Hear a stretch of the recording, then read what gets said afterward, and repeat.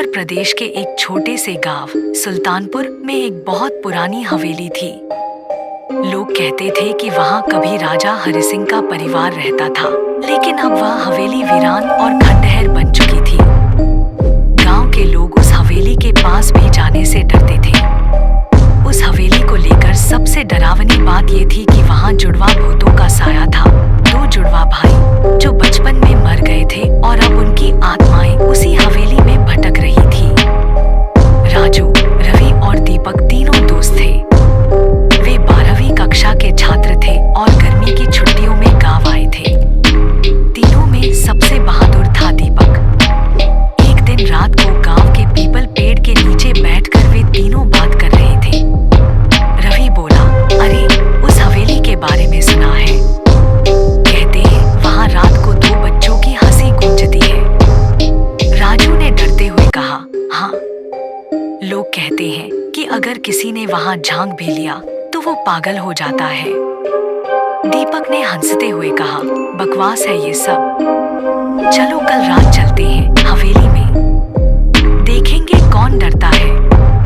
रवि और राजू पहले तो डर गए, लेकिन फिर शर्त पर मान गए। अगली रात तीनों लड़के टॉर्च लेकर हवेली पहुंचे। दरवाजे पर जंग लगा था, लेकिन दीपक ने धक्का मारकर खोल दिया। अंदर घुप्पा अंधेरा था। दीवारों पर जाले, फर्श पर धूल और टूटे फूटे फर्नीचर पड़े थे। हवेली की छत से चमगादड़ उड़ रहे थे। जब वे अंदर बढ़े तभी एक कमरे से हल्की सी हंसी की आवाज आई, जैसे कोई बच्चा हंस रहा हो, वो भी 2 बार। राजू बोला, दीपक चलो वापस चलते हैं। दीपक बोला, अब आए हैं तो थोड़ा और अंदर चलते हैं। वे धीरे धीरे ऊपर की ओर बढ़े। जैसे ही उन्होंने दूसरी मंजिल पर कदम रखा, अचानक लाइट चली गई। टॉर्च की रोशनी ही अब सहारा थी। फिर अचानक सामने एक परछाई दिखी। 2 छोटे लड़के, बिल्कुल एक जैसे कपड़े, एक जैसे चेहरे, बिल्कुल जुड़वा। दीपक ने पूछा, कौन हो तुम? उनमें से एक ने कहा, हम रोहित और मोहित हैं। तुम खेलने आए हो? दूसरा बोला, हमारे साथ हमेशा के लिए खेलोगे? दीपक ने हिम्मत दिखाते हुए कहा, तुम लोग भूत हो। दोनों बच्चे एक साथ हंसने लगे। उनकी हंसी अब भयानक लगने लगी। रवि चिल्लाया, दीपक भागो, लेकिन उनके पैर जैसे जम गए थे। तभी दोनों जुड़वा बच्चों ने हाथ हिलाया और कमरा बंद हो गया। दीवारों पर खून के धब्बे उभरने लगे। दीपक की टॉर्च गिर गई और टिमटिमाने लगी। अब सब तरफ अंधेरा था। एक तेज आवाज आई, अब तुम हमारे हो। अगले दिन जब तीनों लड़के वापस लौटे तो वे पूरी तरह से चुप और डरे हुए थे। राजू की आंखें लाल थीं, रवि बार-बार कांप रहा था और दीपक कुछ बोल ही नहीं पा रहा था। गांव के बुजुर्ग बाबा हरिदास ने उन्हें देखा और पास बुलाया।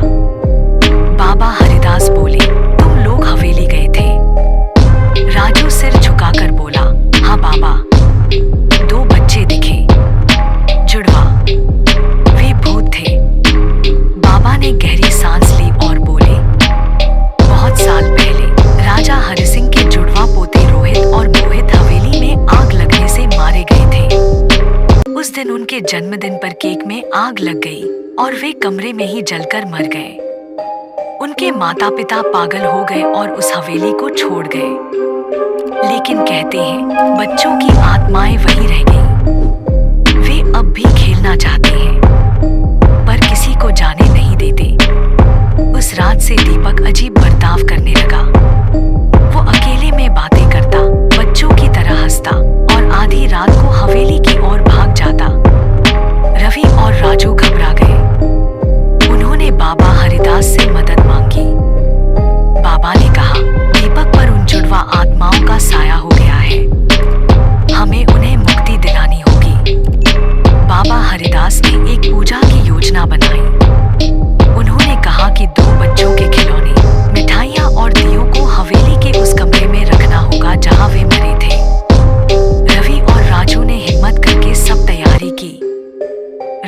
वे बाबा के साथ हवेली गए। दीपक भी वहां था, लेकिन अब वो दीपक नहीं बल्कि रोहित और मोहित बोल रहे थे उसके मुंह से। दीपक, भूतों की आवाज में हमने दोस्त बनाया है, अब छोड़ेंगे नहीं। बाबा ने पूजा शुरू की और दिए जलाए। कमरे में तेज हवा चलने लगी और खिड़कियां अपने आप बंद हो गईं। तभी बाबा ने जुड़वा आत्माओं से कहा, रोहित, मोहित, अब तुम्हारा समय पूरा हुआ। ये मिठाइयाँ तुम्हारे लिए हैं, ये खिलौने तुम्हारे लिए हैं। अब आगे बढ़ो, मुक्त हो जाओ। कुछ देर तक सन्नाटा रहा। फिर एक कोमल सी आवाज आई, धन्यवाद बाबा।